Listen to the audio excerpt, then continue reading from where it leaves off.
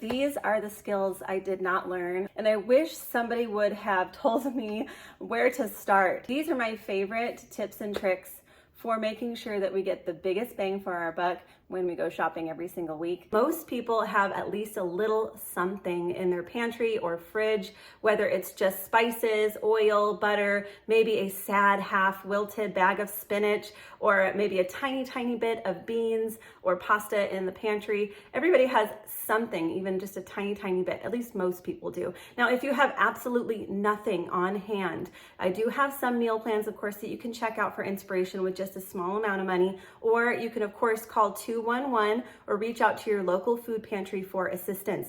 There is absolutely no shame in that, so make sure you take advantage if you absolutely need it. So this week, I'm going to show you exactly what I do to spend less over a long period of time. Some weeks, I actually don't even go to the store at all. So let me show you exactly what I do. Let's get started. First thing I have to do is tackle the pantry. And I don't just mean look at it. I mean, we have to organize it. So that way we can see exactly what we have on hand and make sure we're not missing anything. All my bags. Get all my bags out of the way. First, I'm gonna start with organizing just one shelf at a time. Don't look at the entire pantry, it'll get you overwhelmed. Just start with one shelf at a time. So let's do that. Yeah, I have 2 random bags of open rice. And I found this pasta at Aldi for 26 cents, so I bought 8 bags, and it lasts until, I believe, 2026. So it's definitely a good buy to do that, but I have to use it. I haven't used it yet. Okay, so one shelf done, and now we'll move on to the next shelf. And some of these ingredients were actually given to me. Like if a family member doesn't think they'll eat something in time, they know that I'll take it. I did not spend thousands and thousands of dollars to, stock my pantry. This is over a 6-month period, and I often only buy things on sale. Already you can see that looks a whole lot better. Let's move on to the next shelf. This is the adult candy stash.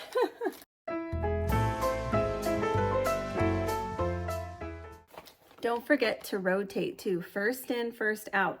So my new box of bars, these are my favorite nut bars from Aldi, are gonna go underneath the older ones. Okay, so it looks so much better and I can actually see what we have. So next step is to grab my meal planner. I created this myself because I could not find anything online that was inexpensive enough that had everything I needed to meal plan properly. I used to just write things on a piece of paper, and that did not work out for me. I was always forgetting the piece of paper, or I didn't remember what I had on hand at home, so I was always making double purchases. So this way, this little book, it's on Amazon, by the way. The link is in the description in my link tree all the time, so you can check it out. But I have all of the inventory pages here, so I wrote them in pencil, and I can change the quantities whenever I'm ready to take my inventory. So refrigerator, freezer, and pantry are all in here. Then once I'm done with that, I can start tackling my meal planning here. And if I need to take any notes or anything, those are on the back. So let's get started. Some of the first things I note is what dry ingredients that are usually staples that I have on hand. So that might be quinoa, or I have some of these green split peas I haven't used yet. Maybe some of these red lentils I just found at Aldi. I also have lots of green lentils on hand and some beans. I have dried beans. So much cheaper to just make dried beans in bulk. That's what I usually do, and just freeze them. So now that I've got everything written down in my pantry, I'm gonna go ahead and head over to my fridge and freezer and see what I have there. So one of the first things that I look at in the fridge is the produce. I need to make sure that I use what I have on hand that I can't freeze. So if I see anything while I'm taking inventory in the refrigerator that might be going bad this week, I will write that down on my meal planning page to make sure that that is top of mind when I go to make the meal plan for the week. And yes, I do save all of my condiment packets from when I go out to eat. Does anyone else do that, or is it just me? I love to just have like one little ketchup on hand just in case I need it. Comes in handy all the time. My freezer is pretty full because I do just throw things in the freezer when we can't use them in time. I have a couple of freezer meals though also that I can utilize this week if I don't want to shop. Then I have something to grab for later. Especially if I get sick or something, it's great to not have to cook when I'm not feeling well. This side of my freezer is mostly vegetables. I actually like to throw things whole in the freezer, like, oops, This bag of spinach that I didn't go through all in time for it to go bad, I just threw it in there just like this. It's gonna be great for smoothies, to throw into pasta dishes that I'm cooking, soups, anything like that. I think if you blanch it, you might get to preserve some of the nutritional value, and freezing it this way is not the absolute best way to do it, but it works really, really great. So this is my go-to. I just don't have time to blanch everything all the time before it goes bad. So instead of wasting, I just throw it in there like this. I do the same thing with bell peppers too. So you can see I've got like a whole bell pepper. I just throw it straight in the freezer and it works really, really good for cooking. Of course, I wouldn't probably use it for like a fresh salad, but anything for cooking, I would do that. Plus bread freezes beautifully too, just like this. Whole tomatoes. I also have some chopped celery that I chopped and I need to use. Plus I save my scraps from my veggies like tomato tops, carrot peels, things like that to make vegetable stock later. Okay, now I'm going to sit down and actually write out my meal plan. So I've went ahead and written all of the produce items up here at the top that I want to make sure that I incorporate this week so they don't go bad. So I have spinach, carrots, onions, radishes, celery, and then I wrote down cheese too. First dinner that I kind of came up with here is a red lentil mac and cheese. I have a lot of cheese left over from when we had guests, and I have a lot of pasta, and I need to start working through that pasta. So I'm going to try to use red lentils and mac and cheese. I haven't done it before. I've used red lentils in all kinds of other dishes, but just not mac and cheese. So I want to try something like that. And I am kind of feeling like having spaghetti, just your traditional spaghetti.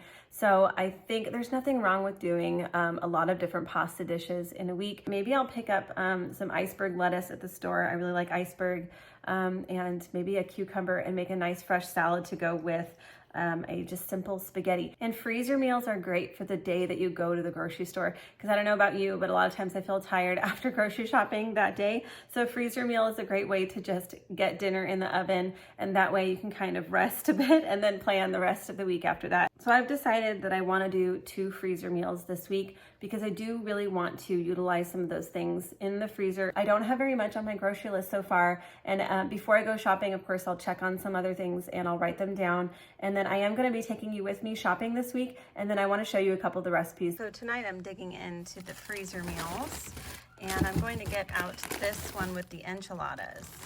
So whenever I make freezer meals, I always put the instructions on it so I know exactly what I'm doing. So pulling this off, it doesn't stick. Nice and easy. Now I'm going to cover this with the foil. I could just either reuse the foil. This one's not in great condition though. So I'm going to go ahead and get some new foil, but normally I would reuse it. So look how beautiful this looks. I'm just going to cover it and throw it in the oven. All right, here we go. In the oven it goes. In about 75 minutes, I'm going to go ahead and check the temperature now. Definitely not ready in the middle, but let's just see what we're at in the middle. Still pretty cold. It's been about, I would say, 2 hours total, and we're finally up to temp where I can serve it. I'm just going to put it back in for 5 minutes to get the cheese a little toasty, and then we'll be ready to eat. Okay, there's the final product. I'm going to put a little bit of Greek yogurt on top, and then a little bit of sriracha. And there's mine. I'll link the video here for you too if you want to check out the recipe. I have it in my freezer meals video. The ad just came. This is the next thing that I do after I look at the inventory before I go shopping. Aldi is the place that I usually go shopping, so that's what I'm going to be looking at here. So on the ad, I see that iceberg lettuce is on sale for 75 cents. So that's great because that's already on my list. And seedless cucumbers are 59 cents each. So that is also a really good deal that I can take advantage of on things I already have on my list. Now I do see that radishes are 65 cents for a pound. And then ginger is 69 cents for 8 ounces, but I already do have both of those things on hand, so I'm not going to take advantage of the sales. If I can't use it, I'm not going to pick it up, even if it is a really great deal. I was thinking of making a macaroni and cheese with the red lentils. I don't have a ton of cheddar cheese on hand. Like I thought, it's mostly mozzarella. So I think I'm going to pick up some tofu and try this new recipe I just saw. It is a baked feta using some things I already have on hand, plus I have a ton of grape tomatoes in the freezer. So I'm going to go ahead and use those for this recipe, and hopefully it goes well. And again, I have a very small list. As you can see, I've made a couple adjustments here, added the tofu, and then I still have the list here with what I wrote before. I'll make sure I show you everything that I made in this video. But again, I don't have to go to the store for very many things, so I'm excited about that. You've seen me do this before, but I'm all out of peanut butter, so I'm gonna make some more with just peanuts. I don't add anything to it. I just use peanuts and a food processor. So let's do this. Just pour them all in. Not all of them. It's a little bit too full when I add them all. So I'll just leave a few anyway for snacking. This is just, I think it's a 3-quart food processor, and I'm just gonna let it go on puree for probably about 8 minutes altogether. So you'll see that it starts to crush it all up, and then the oils will release after a few minutes, and then it'll get nice and smooth.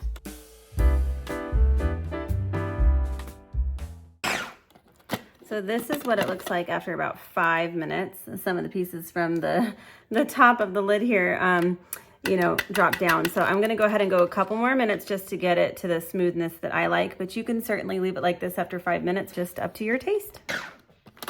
All right, so it's been about 8 minutes and it's nice and smooth now. You could go longer if you want, but this is the consistency that I like. So I'll just stick to this. And just so you know, if your peanuts are fresher, then lots of oil will be released. It'll be nice and smooth. But if they're older peanuts or dried out, you can add a little bit more oil if it's just not coming together.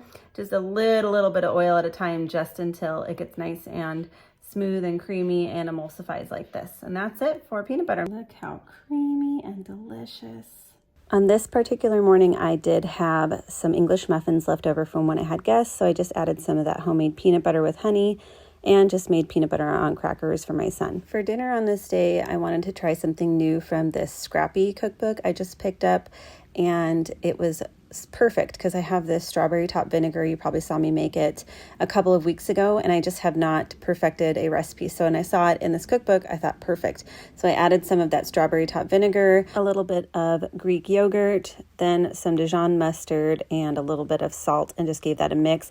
Again, I had all of these things on hand already, so this was great. You can make a really easy vinaigrette with most things that you have on hand if you just have a few staples. So just keep that in mind and get creative. And now with these red lentils that I bought a couple weeks ago, I wanted to try to add them to spaghetti. So I cooked up a whole bunch, and I think I overdid it. I should have done half as much because the spaghetti just did not have the right texture.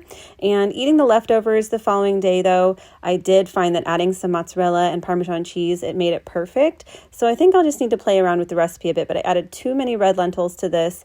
And that's kind of the fun of it, though, is experimenting with these recipes and just learning some new things about ingredients that I've purchased because they were budget friendly is just so important, because then I can learn how to really make them taste delicious. So I think what I'll do next with red lentils is try to make a meatball. So if you have a good recipe for that, leave that in the comments. I'm definitely going to play around with that. I just served this with a spinach and cucumber salad using the rest of a bag of spinach I had on hand, and that was it for dinner. Okay, I'm about to head to the grocery store and finally get to my shopping, but I wanted to mention, make sure that before you go to the store, you eat something. If I don't eat, I make impulse buys. So I'm gonna eat a little bit of cereal and then I'll head out and go grocery shopping. Here I am at Aldi. I'm about to head inside and see what kind of deals we can find. I decided to make a few changes to my meals for the week, so I'm going to talk about that while I go grocery shopping so I can let you know exactly what I'm going to be making.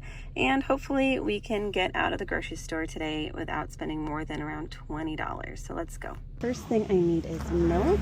$4.19, I only need one. Let's get one from the middle here. A little bit colder in the middle. All the same dates though. Same price as always. Ooh, eggs are on sale for $2.56. Okay, I love a good deal. Let's just get, let's see, 1 dozen should do. I think these ones are stuck. Let's see, find some that are not broken. Oh, cracked. Yeah, stuck. These are all, let's check a different box. Stuck too, huh? Okay. Ooh, that took a while. I'm like, what in the world? Next on my list is tofu, $1.59. It's such a good deal. I am trying something new this week with a viral feta pasta. But obviously I'm not going to use feta, I'm going to use tofu. I'm thinking I should get 2 though, because if I mess up the recipe, I might as well have 2.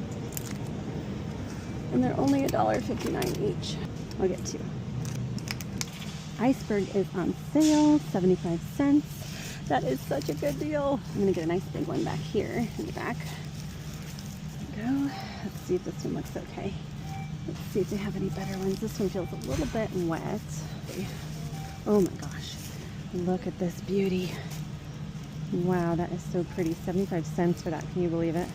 There we go. Hey, I have grape tomatoes at home. If I were buying them today, they'd be $2.97.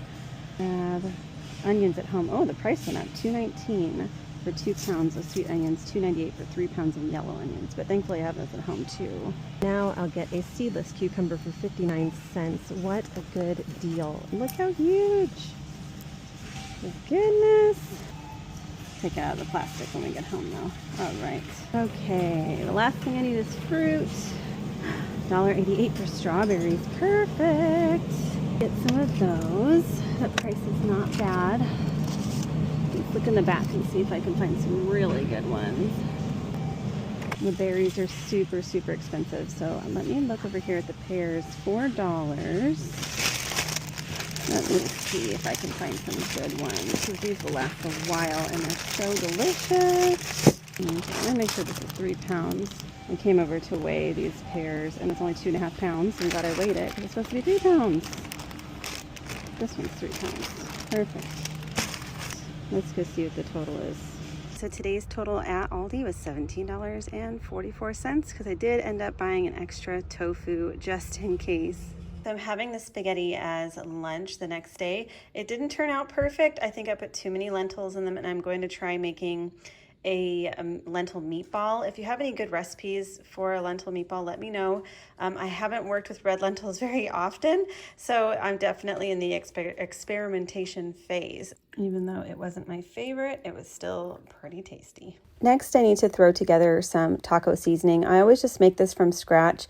We just try to reduce our sodium intake in this household, so I like to make the packets from scratch. I don't like to buy the packets. Plus, it's nice because it's more budget friendly in my opinion. It uses up a lot of spices that maybe I don't use very often. I'll leave this recipe, of course, for you in the description so you can see it as well, but it only takes me about 5 minutes or so, and then I have my taco seasoning ready to go. Usually, I'll use about 1 tablespoon of my seasoning mixture per pound of meat, maybe 2 tablespoons. It just depends on the flavor that I'm going for. On this night, I'm just going to get some of my turkey out and brown that and add some taco seasoning. I'm just making a really easy tostada. We have tostada shells left over from when we had company and a can of refried beans. I just like to buy things that I think my company will like because I'm not always sure if they're going to like my lower sodium creations. So I tend to have a lot of random things on hand that we didn't actually use because I always overbuy when I have company. So again, I'm just making taco meat here with my homemade taco seasoning. I just like to add a little bit of water and reduce that for 10 minutes or so just so it gets that nice sauciness. If you don't like meat, you could definitely do crumbled tofu, by the way, and just add the taco seasoning and make it the same way. I also served the tostadas with a wedge salad. Just that iceberg lettuce cut into quarters or eighths, depending on how big it is. Just added some tomatoes, red onions, and ranch. If you had blue cheese, you could add that, whatever you want. Then for the tostadas, I added the refried beans that I heated up, the taco meat, and then just used the same vegetables that I used for the salad. I just did tomatoes, red onions, and some lettuce. And then, of course, I added salsa, hot sauce, and Greek yogurt. I just add whatever we have on hand. And I love tostadas because everybody can just kind of build their own, so it makes it a really easy dinner. Got the bread for 99 cents and made the peanut butter from scratch. Gonna have breakfast that is super budget friendly this morning.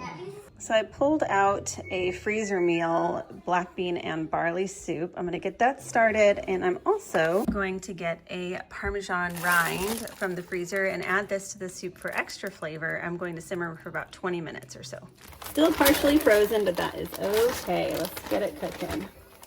Now let's go ahead and add the Parmesan rind, and then I'm gonna cover it up and just let that come to a simmer. About 20 minutes or so, I'm gonna pull out the Parmesan rind. It'll be ready to go. I might add just a touch of lemon juice too to brighten it up, but that's it for dinner tonight. Super easy. This soup is so good, especially with that Parmesan rind. Oh my gosh, you've got to try this recipe. This week, I discovered something new. I had no idea how to make granola from scratch, and I saw this recipe, and I just had to try it. It uses just a few things from my pantry that I already have on hand, just maple syrup, cinnamon, salt, vanilla, and some old-fashioned oats. And then I had candied pecans. The recipe called for regular pecans, but I think you could use any nut that you want, and it would work beautifully. I just heated up some avocado oil. You can use probably any neutral oil, any oil you have on hand, and I just sauteed those pecans just until they were a little bit more toasty. And again, I think it would work better with just regular pecans, not candied pecans, because the sugar kind of got a little bit extra crispy. Then I added the oats and just made sure they were nice and crispy, then put that on a parchment lined tray and just let that cool for 20 minutes. And that was it. I am really excited to experiment with this and add, some chocolate chips and some almonds, all kinds of nuts and seeds. This was addicting. I am going to make this again like a million times, and it only took me about 10 minutes to put together. I love it. Funny enough, while I was filming this video to, share with y'all, America's Test Kitchen sent me this Complete Modern Pantry Cookbook. This particular video is not sponsored by them or anything, but they did send me this cookbook to share on my other social media. And I was actually blown away. This is my honest opinion, by the way.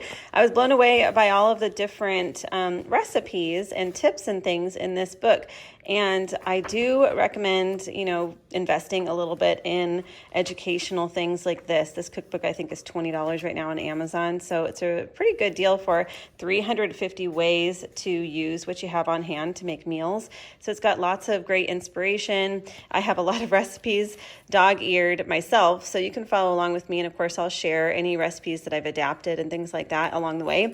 But this is something that's really great, a great tool for learning how to cook with things you already have on hand, or just simply to get some inspiration. A lot of these things in here are meatless, but you can add meat if you like, if that's, your cup of tea. So I really like something like this, though, to expand my knowledge and just get some inspiration and just learn some new things and new tips and tricks. So I just thought I'd mention that here.